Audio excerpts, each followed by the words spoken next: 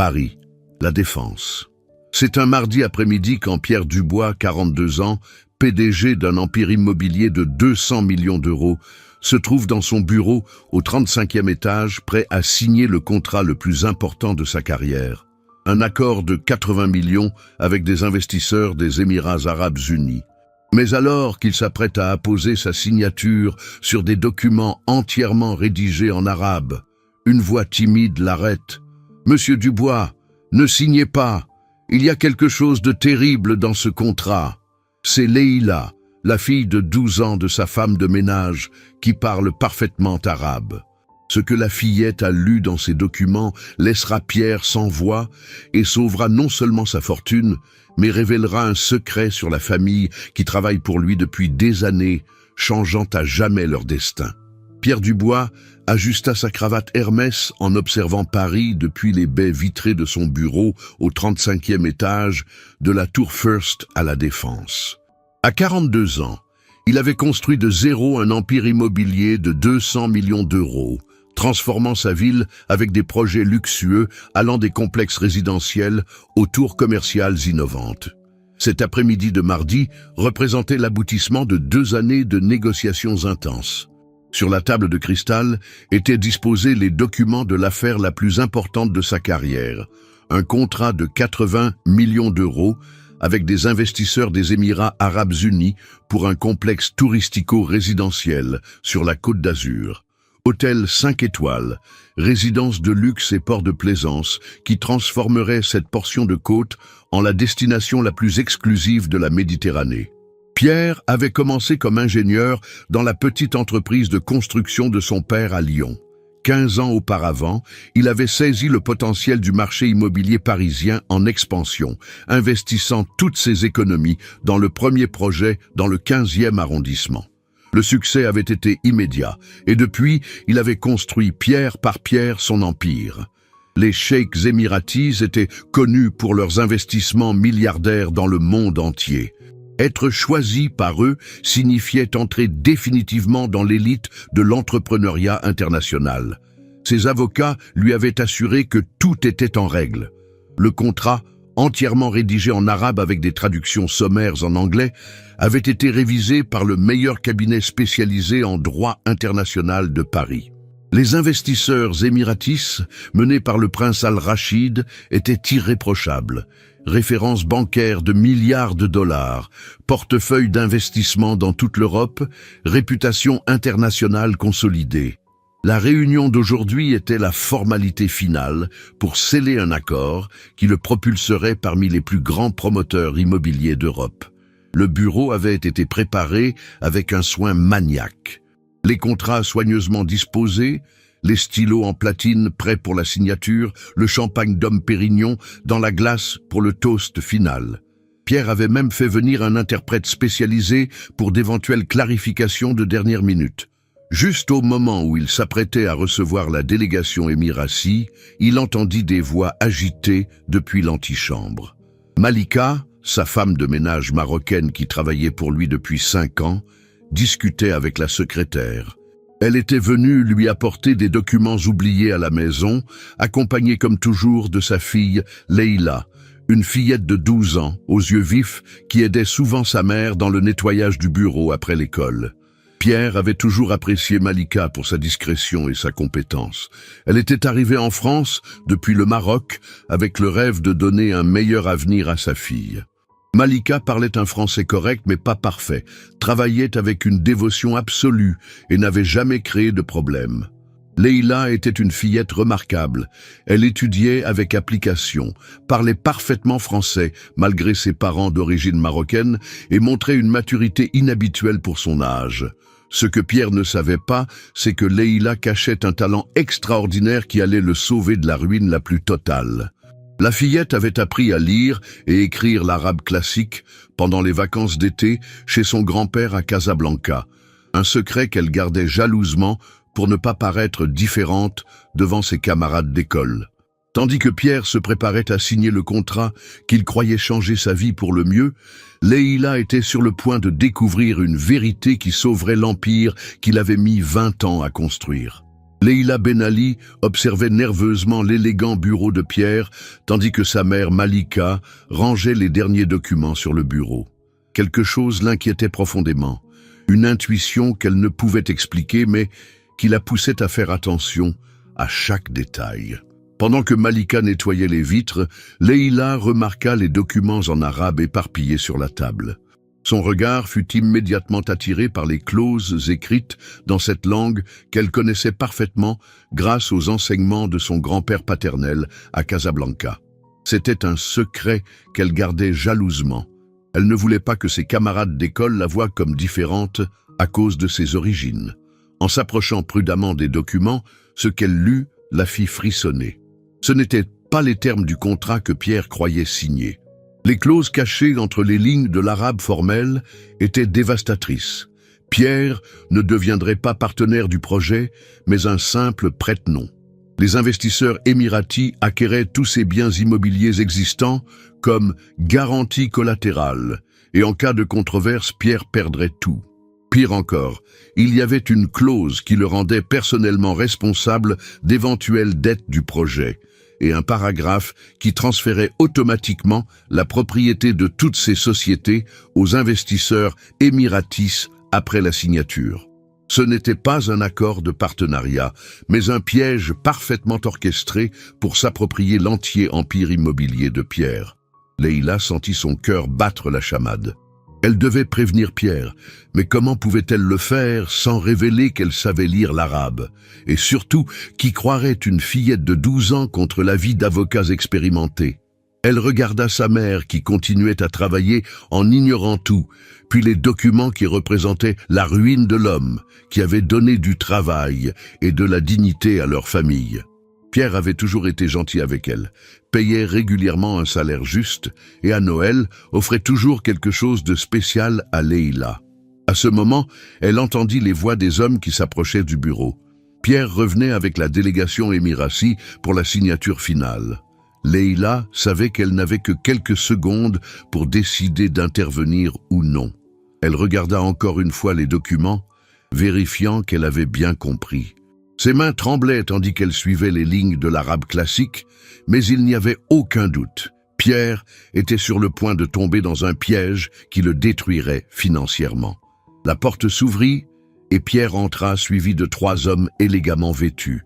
Leïla reconnut immédiatement le prince Al-Rachid des photos des journaux économiques. Les 2 autres devaient être ses conseillers juridiques et financiers. Pierre paraissait radieux, complètement ignorant du désastre qui l'attendait. Il s'approcha du bureau d'un pas décidé, prêt à changer à jamais son destin entrepreneurial. Il prit le stylo en platine et se pencha sur les documents. Ce fut à ce moment que Leïla prit la décision la plus courageuse de sa jeune vie. Avec une voix ferme qui la surprit elle-même, elle interrompit le silence solennel du bureau. « Monsieur Dubois, ne signez pas, il y a quelque chose de terrible dans ce contrat. » Le silence qui tomba dans le bureau fut assourdissant. Pierre s'arrêta avec le stylo à quelques centimètres des documents. Les investisseurs émiratis se tournèrent vers Leïla avec des expressions de surprise et d'irritation, tandis que Malika pâlit en réalisant que sa fille venait d'interrompre l'affaire la plus importante de la carrière de son employeur. Le prince Al-Rachid fut le premier à réagir, disant quelque chose en arabe à ses accompagnateurs d'un ton visiblement contrarié. Il était clairement irrité par l'interruption et cherchait à convaincre Pierre de procéder à la signature, minimisant l'intervention d'une enfant. Mais Leïla ne se laissa pas intimider.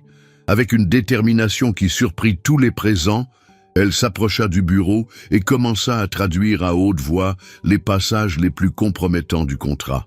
Sa connaissance de l'arabe était parfaite, et tandis qu'elle lisait, l'expression de Pierre passait de la confusion à la terreur. La fillette expliqua qu'un paragraphe transférait automatiquement toutes les propriétés de Pierre aux investisseurs comme garantie personnelle, tandis qu'un autre le rendait responsable de toutes les dettes du projet, même si elles dépassaient la valeur de ses biens. Dans une section cachée était écrit que Pierre n'était pas un associé, mais seulement un prête-nom, et qu'après la signature, il perdait tout droit décisionnel sur ses biens. Pierre sentait son monde s'écrouler. Il regarda ses avocats, qui soudain semblaient beaucoup moins sûrs qu'auparavant. L'un d'eux commença à feuilleter nerveusement les documents, cherchant à vérifier les traductions qu'ils avaient fournies. C'est alors que le tableau se dessina clairement. Les avocats qui l'avaient conseillé étaient complices de l'escroquerie. Les traductions en anglais étaient volontairement vagues et trompeuses, cachant les vraies clauses du contrat arabe. Un piège parfait avait été orchestré pour s'approprier légalement son empire immobilier. Le prince Al-Rachid, se rendant compte que le plan avait été découvert, tenta un dernier bluff. Il commença à parler agressivement à haute voix, accusant Leïla de mentir et cherchant à faire pression sur Pierre pour qu'il signe immédiatement. Mais Leïla traduisit aussi ses paroles, révélant que le prince avait ordonné à ses hommes de menacer Pierre pour qu'il signe rapidement, avant qu'il ne comprenne vraiment ce qui était écrit dans le contrat. À ce moment, Malika aussi, qui avait suivi la scène avec une appréhension croissante, réalisa ce qui se passait. Sa fille venait de sauver Pierre d'une escroquerie colossale, en risquant cependant de compromettre leur avenir. Pierre posa le stylo, se leva du bureau et regarda droit dans les yeux le prince Al-Rachid. La réunion était terminée. Il ne signerait rien. La réaction des Émiratis fut immédiate et furieuse. Ils commencèrent à parler avec agitation entre eux en arabe, sans savoir que Leïla comprenait chaque mot. Ils discutaient de comment sauver l'opération, quelle pression légale ils pouvaient exercer, d'autres moyens de s'approprier les biens de Pierre. Leïla traduisit aussi ces conversations, révélant toute l'ampleur de la conspiration. Ce n'était pas seulement une escroquerie financière, mais une opération coordonnée impliquant des avocats corrompus, des documents falsifiés et des pressions sur plusieurs fronts. Quand les soi-disant investisseurs quittèrent le bureau avec des menaces voilées, Pierre se retrouva face à face avec Leïla, la fillette de 12 ans qui venait de sauver sa vie entrepreneuriale. Pierre regarda Leïla avec des yeux complètement nouveaux. Cette fillette, qu'il avait toujours considérée simplement comme la fille de la femme de ménage, venait de démontrer une intelligence et un courage extraordinaires. Elle ne parlait pas seulement parfaitement arabe. Tu aimes cette histoire, Makwa? Laisse un petit like et abonne-toi à la chaîne. Maintenant, reprenons la vidéo. Mais avait aussi eu la lucidité de reconnaître une escroquerie complexe qui avait trompé lui et ses coûteux avocats. Leïla expliqua l'histoire du grand-père de Casablanca, des études d'été, de la passion pour les langues qu'elle cultivait en secret. Elle raconta aussi qu'elle parlait couramment le français et avait commencé à étudier le chinois en autodidacte, rêvant de devenir un jour interprète aux Nations Unies. Pierre était stupéfait. Il avait sous son propre toit une jeune prodige des langues et ne s'en était jamais aperçu. Mais ce qui l'impressionna encore plus fut le courage de Leïla. Elle savait qu'intervenir pouvait coûter son travail à sa mère, et pourtant, elle avait choisi de faire ce qui était juste. Malika, pendant ce temps, attendait nerveusement la réaction de son employeur. Elle craignait que l'interférence de Leïla soit vue comme une violation inacceptable des rôles et que cela puisse mener à leur licenciement. La famille Ben Ali avait déjà vécu des moments difficiles avant d'arriver chez Pierre, et perdre ce travail aurait été dévastateur. Mais Pierre la surprit complètement. Au lieu de se fâcher, il commença à poser des questions sur Leïla, sur ses études, sur ses rêves. Il découvrit que la fillette était toujours première de classe, malgré le fait qu'elle devait aider sa mère dans le travail de l'après-midi, qu'elle lisait avidement tous les livres qu'elle arrivait à trouver, qu'elle rêvait de continuer ses études jusqu'à l'université. Malika expliqua qu'elle ne voulait pas déranger avec des problèmes personnels, que son travail consistait à travailler discrètement sans impliquer l'employeur dans sa vie privée. De plus, elle craignait que si Pierre avait su combien Leïla était brillante, il aurait pu se sentir obligé de faire quelque chose pour l'aider, et elle ne voulait pas avoir l'air de profiter de sa générosité. Pierre resta silencieux pendant quelques minutes, regardant alternativement mère et fille. Puis il prit une décision qui surprit tout le monde, lui-même compris. Il annonça qu'à partir de ce moment, Leïla deviendrait sa consultante linguistique à temps partiel, avec son propre salaire, tandis que le salaire de Malika serait triplé, De plus, il paierait privément les meilleurs professeurs de langue pour Leïla et toutes ses études universitaires quand le moment serait venu. Malika éclata en larmes, n'arrivant pas à croire ce qu'elle entendait. Elle avait travaillé dur pendant des années, rêvant de pouvoir donner à Leïla les opportunités qu'elle n'avait jamais eues. Mais elle n'aurait jamais imaginé que quelque chose comme ça puisse arriver. Leïla semblait encore étourdie par l'énormité de ce qui s'était passé. En quelques heures, elle était passée d'une fillette invisible à la personne qui avait sauvé un empire de millions et à qui on offrait maintenant un avenir qu'elle n'avait pas osé rêver. Pierre avait compris qu'une personne qui sauve une autre de la ruine ne devrait jamais plus s'inquiéter de son propre avenir. Dans les mois qui suivirent, le bureau de Pierre devint le théâtre d'une transformation incroyable. Leïla arrivait chaque après-midi après l'école, non plus pour aider sa mère dans le ménage, mais pour étudier au bureau à côté de celui de Pierre, entouré de dictionnaires, de livres de grammaire et de matériel d'apprentissage des langues. Pierre avait tenu toutes ses promesses. Il avait engagé les meilleurs professeurs privés de Paris pour Leïla, un professeur de chinois de la Sorbonne, une ancienne diplomate française pour perfectionner le français, et même un expert en russe pour ajouter une 5e langue au répertoire de la fillette. Ce qui étonnait Pierre était la vitesse avec laquelle Leïla absorbait tout. Ce n'était pas seulement une question de talent naturel pour les langues. La fillette avait une curiosité intellectuelle vorace et une capacité d'analyse qui allait bien au-delà de son âge. Souvent, tandis qu'il téléphonait pour des affaires internationales, Leïla prenait des notes sur les termes techniques qu'elle entendait, créant son dictionnaire commercial multilingue personnel. L'histoire de l'escroquerie évitée s'était rapidement répandue dans les milieux entrepreneuriaux parisiens. Pierre avait porté plainte contre le faux prince Al-Rachid et ses complices, y compris les avocats corrompus. Les enquêtes de la police nationale avaient révélé que la bande avait déjà escroqué d'autres entrepreneurs dans toute l'Europe, utilisant toujours le même schéma de contrat falsifié en arabe. Leïla était involontairement devenue une petite célébrité. Les journaux économiques voulaient l'interviewer. D'autres entrepreneurs demandaient ses services pour vérifier des documents en langues étrangères et même certaines universités avaient exprimé leur intérêt pour son cas extraordinaire. Mais Pierre était protecteur envers Leïla. Il refusait systématiquement les demandes d'interview, expliquant que Leïla était encore une enfant qui devait se concentrer sur ses études.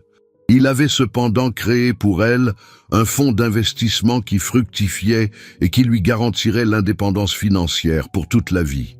Malika avait encore du mal à croire le changement dans sa vie. Le triplement du salaire lui avait permis de déménager dans un bel appartement près du centre, et pour la première fois depuis son arrivée en France, elle n'avait plus à s'inquiéter de comment payer les factures ou les livres scolaires de Leïla. Le changement le plus significatif était dans la relation entre Pierre et la famille Ben Ali.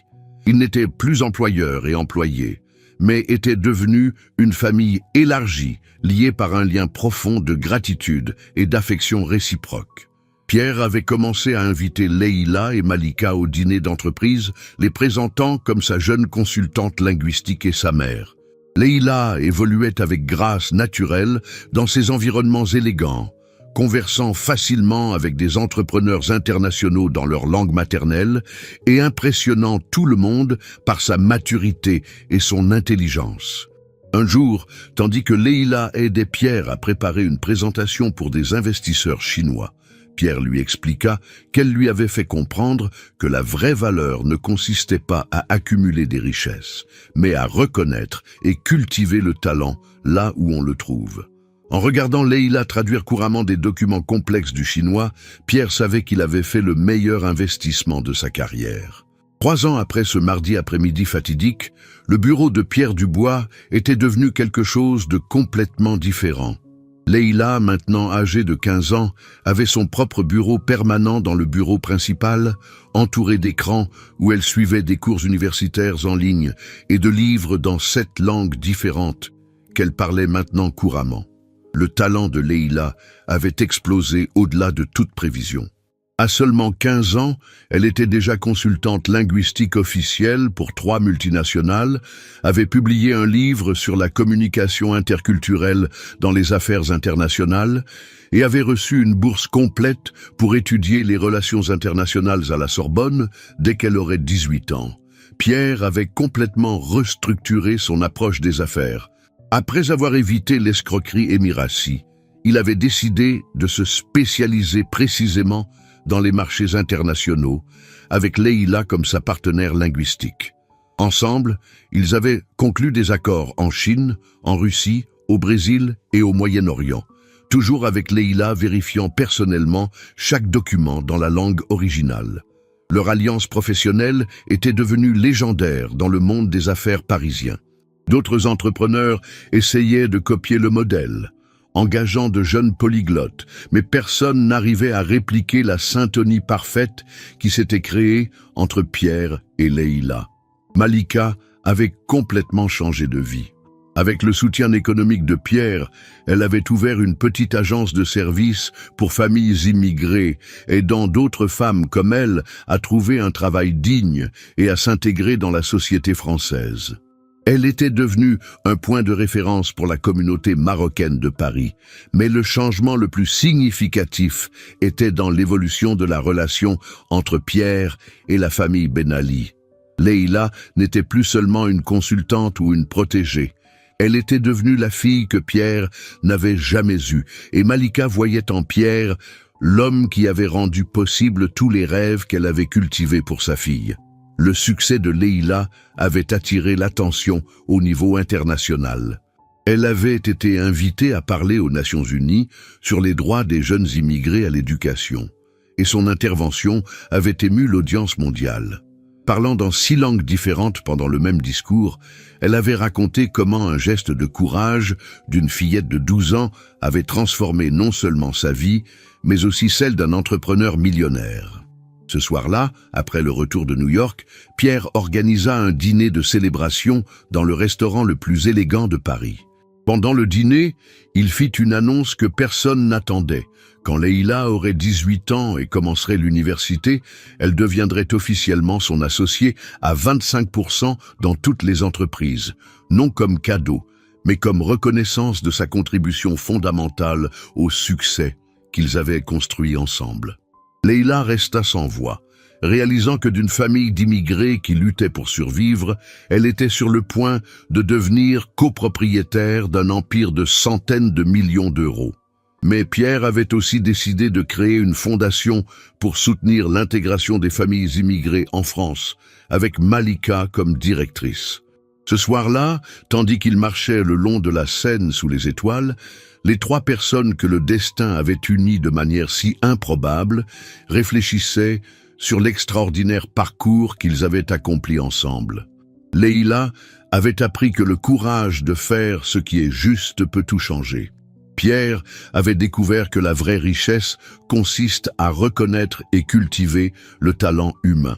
Et Malika avait vu se réaliser le rêve de toute mère immigrée, donner à sa propre fille de meilleures opportunités. 3 ans plus tard, le nom de Leïla Ben Ali était connu dans tout le monde des affaires internationales.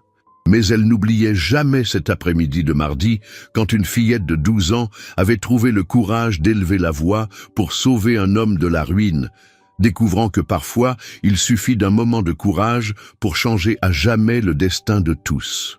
Si cette histoire vous a ému, laissez un like, partagez dans les commentaires. Avez-vous déjà eu le courage d'intervenir quand vous avez vu quelque chose de mal? Croyez-vous au pouvoir des secondes chances? Abonnez-vous et activez les notifications pour d'autres histoires qui montrent comment le courage et l'intelligence peuvent triompher des abus. Rappelez-vous, parfois les personnes les plus improbables peuvent nous sauver.